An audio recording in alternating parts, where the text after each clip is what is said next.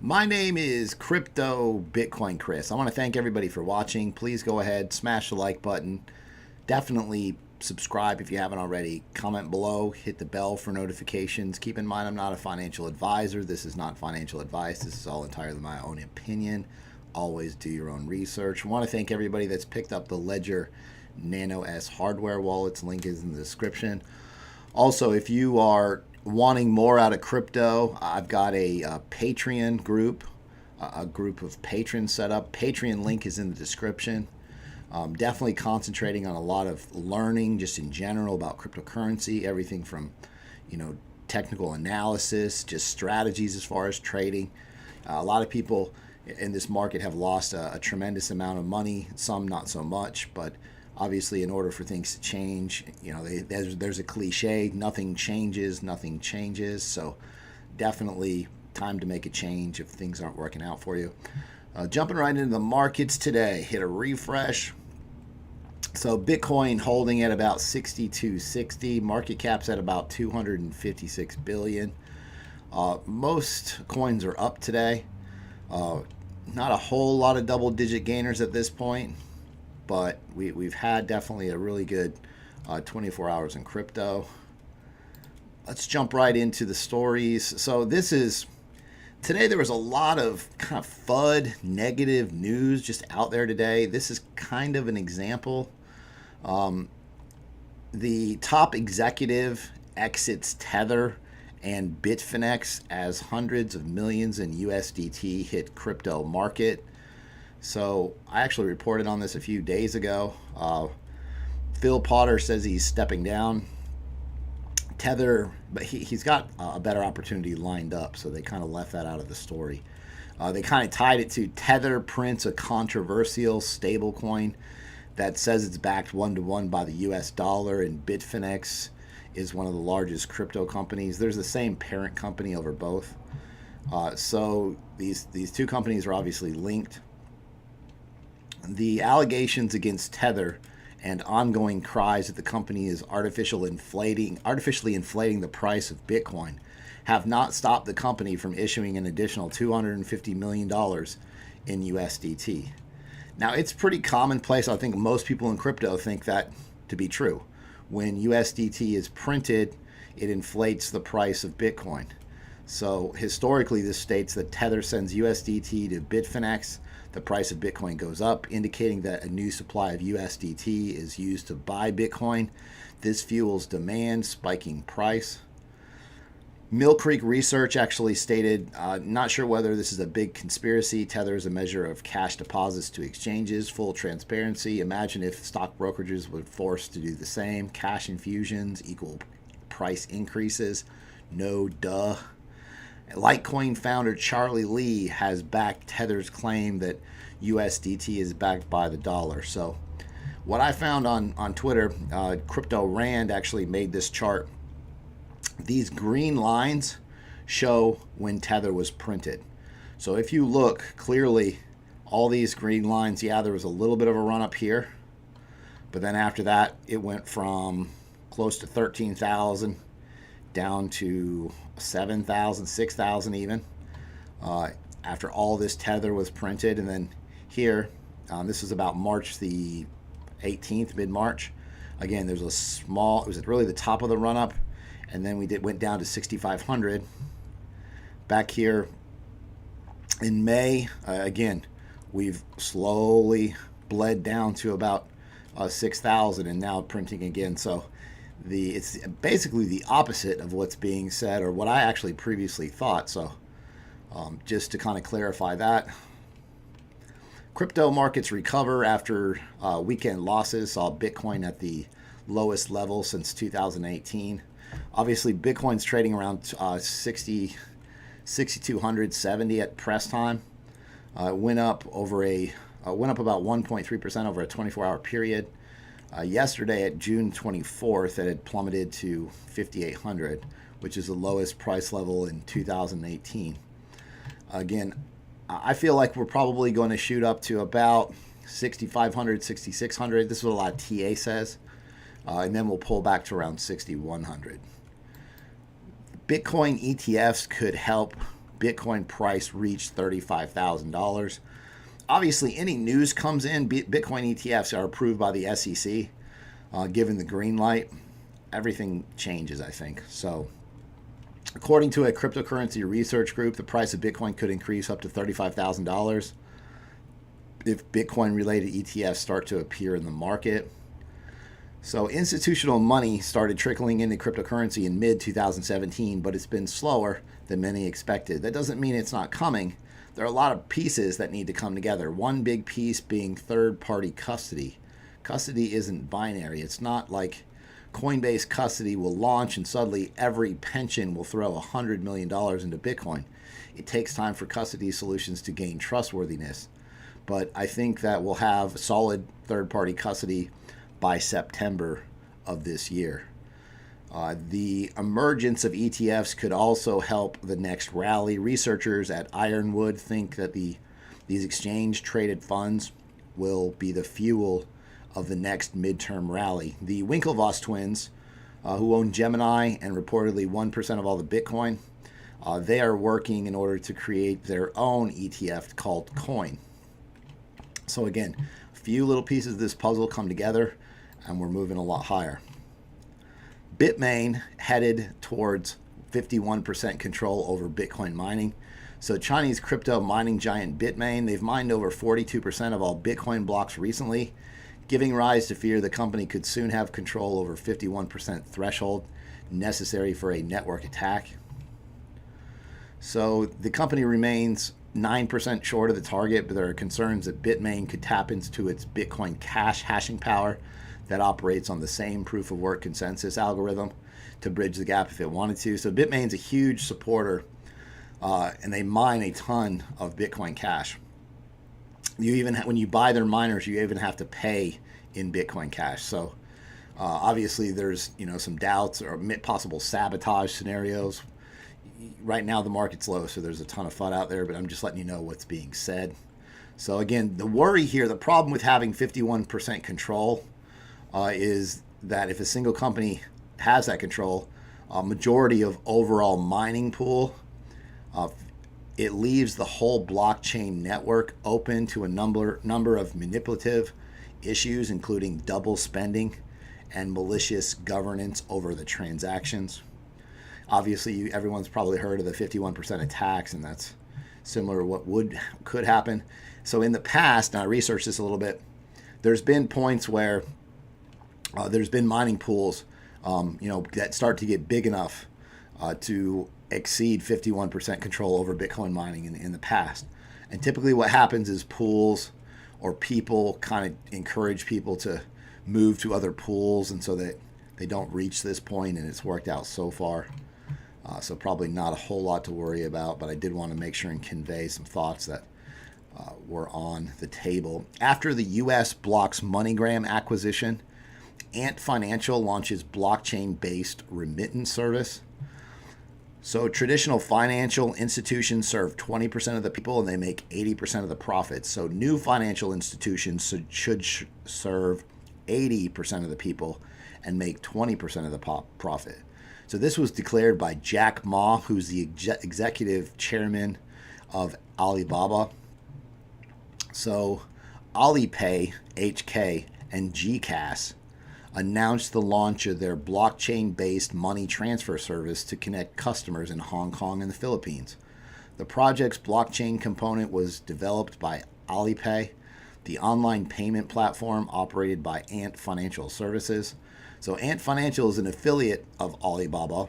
Standard Chartered will be the settlement bank for Alipay and GCash. So part of the concern here obviously is, Ripple is kind of in this market. So what does this mean for Ripple? What is it? XRP obviously is in this market. What does this mean for XRP? And then you've got, whereas Alibaba is obviously a pretty big established company. So what does it mean? And obviously Tron, that was once mentioned or speculated as a form of payment that would be used by Alibaba, is probably out of the question at this point. But Jack Ma explains this comes from a promise. The reason why this is all happening, it comes from a promise he made a long time ago when Alipay was just launched. I have Filipino friends who asked me when they could use Alipay to send money home because it was too expensive through banks, which charge too much. So the Philippines represents the third largest remittance recipient in the country overall, with about $33 billion. So India is first at $69 billion and China second at $64 billion. So the U.S.'s act of blocking Ant Financial's attempted $1.2 billion acquisition of MoneyGram became the reason why the company's investment into this cutting-edge financial services. So again, this is it's really big news because you've got Alipay jumping in to money transfers, international money transfers. Alibaba, jumping in inadvertently. So let's see how this unfolds. They've actually made the first payment, so they actually have a working product right now. There was a post on Twitter where it showed Jack Ma with a gentleman who made the first money transaction or sent money for the first time. It was on Twitter. So 5 most profitable ICOs of 2018. So there have been a ton of ICOs coming out, and it's almost become a little bit of a mess. So there's so many ICOs now. Everybody was just jumping in ICOs. And now it's more like, people are saying, hey, what do you have to do for me? So the kind of conditions have changed a little bit. Obviously, that might have to do with the market. So Seal is the number one. ICO price was 3 cents. Current price is 21 cents. So it's 7x'd. Quark Chain, ICO was 2 cents. It's 10 cents now. So it's actually about 5.5x as far as USD goes. IoTex is ICO price less than a penny. Current price is about 2.5 cents, almost 4x. Pundi X was less than a quarter of a penny. Current price is about half a penny. Again, USD value has tripled. Holo is basically almost 3x since the ICO came out. Tron. So we got a lot of news on Tron. Obviously, the mainnet launch is happening, but Justin Sun came out and he said, on July 30th, we will launch one of our secret projects. Justin Sun, he said, I think one of the most important values of Tron is delivering our products and mission on time. As you see, we delivered our testnet on March 31st, our mainnet on May the 31st, and officially we're launching our mainnet today, June the 25th. The next very important milestone is July the 30th. We will deliver our official virtual machine. All the decentralized exchanges and applications on the Tron platform are plugged into the Tron ecosystem. July 30th, we will launch one of our secret projects.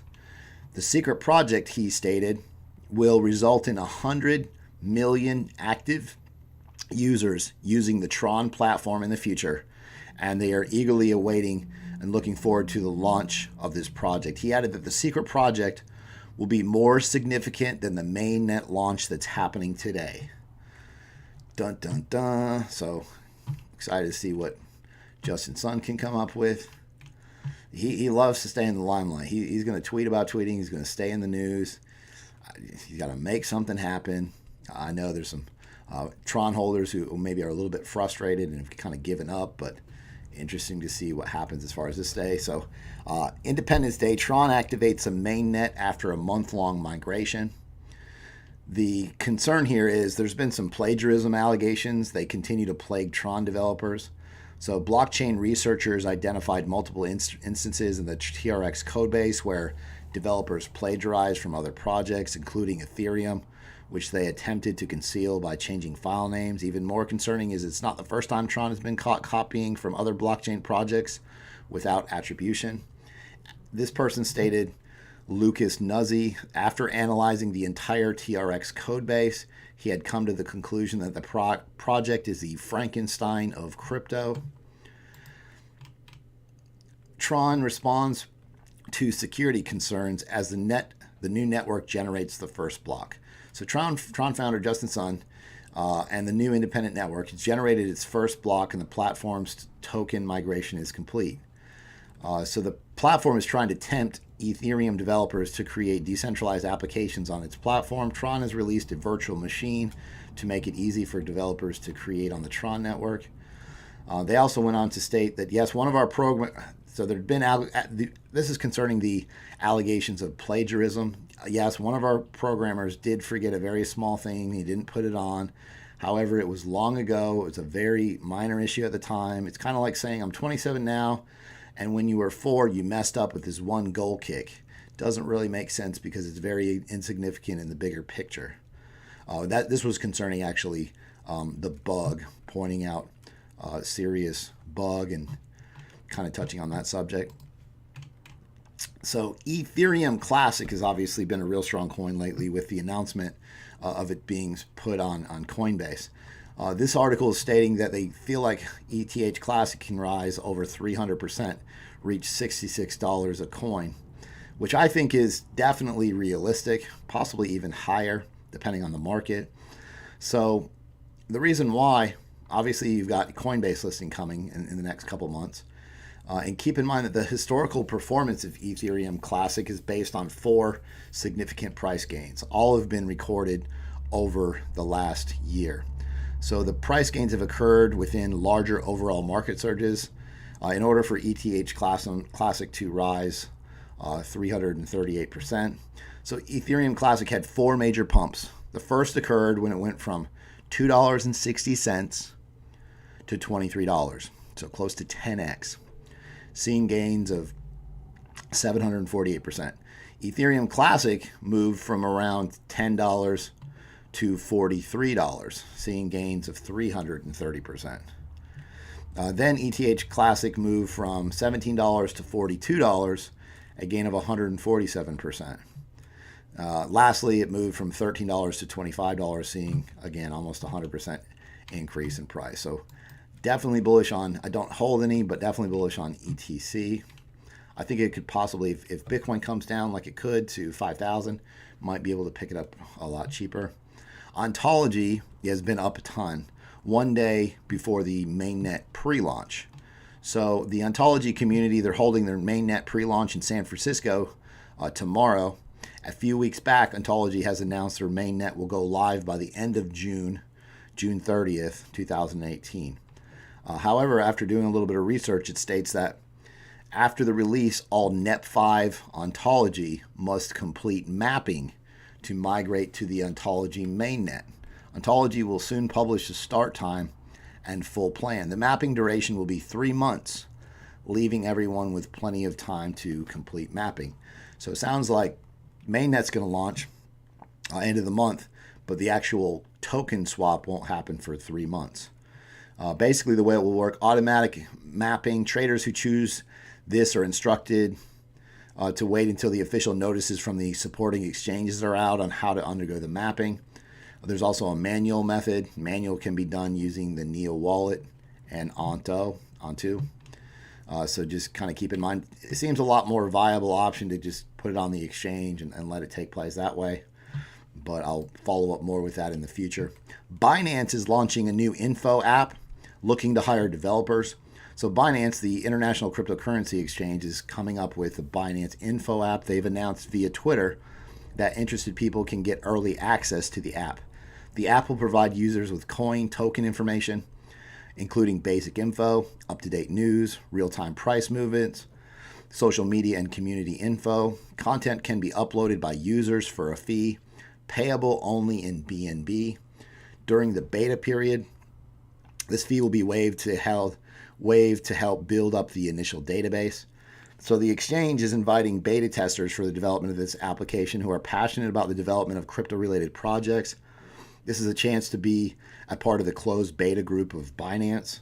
So my first thought when I read this was they're going to, in the future, charge fees for this content payable in BNB. So another use case for Binance tokens. Again, you got your decentralized exchange coming with Binance. BNB is going to be a good long-term hold, as well as ETH Classic. Zilliqa news. Zilliqa project update number 11. has been published. We've been busy preparing for the release of testnet version 2.0. Zilliqa stated at the end of the month it will begin to support Scylla, the new smart contract language that Zilliqa will be using to encourage developers to build for or on the platform. We opened applications for the Zilliqa ecosystem grant. On the tech front, the team has been focusing on the implementation of the Coinbase mechanism to reward miners, NAT resolver for new nodes joining, and smart contract layer. We look forward to sharing with you on testnet version 2.0 very soon. So look forward for that out of Zilliqa. The Monero BTC anonymous on-chain atomic swap will be released in the Atomic Wallet in less than 2 months. They stated, this is from Atomic Wallet, we've already implemented BTC, Litecoin, Qtum atomic swaps. For Monero, it might be available if you share private view key with another trader. It will be added in our wallet interface in P2P anonymous decentralized manner.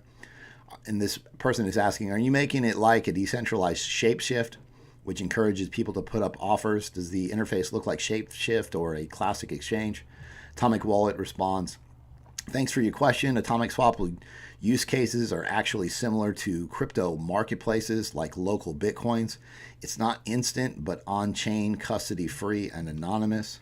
So look forward to that out of Monero. Let's see. This is real quick. This is just kind of to follow up more on the Alibaba launch, the cross-border remittance service, and this is asking is Ripple at risk? So again, just to retouch base. So Ant Financial, Alibaba's payment arm, they teamed up with Standard Chartered and Gcash. This talks about the first remittance, or the first payment was actually sent by Jack Ma as well. The payment took 3 seconds to process, where it normally takes 10 minutes to several days. The service was also mentioned to be as efficient as local transfers, but with 24/7 support and adding cost savings. So Alipay and Gcash are the first to launch a service in their respective countries. So here you've got Jack Ma, who's the head of Alibaba, with the person from the Philippines who made the first transaction. And he also went on to state that at present there are still 1.7 billion people in the world who do not have bank accounts, but most people own mobile phones. The blockchain's impact on the future of humanity may be far beyond our imagination. So Jack Ma, Alibaba, making things happen as far as money transfers. See what it means. I'll definitely keep everybody up to date on this. My name is Crypto Bitcoin Chris. Please hit that like button, comment below, subscribe. Please subscribe if you haven't already. Thanks so much. You guys have an amazing day.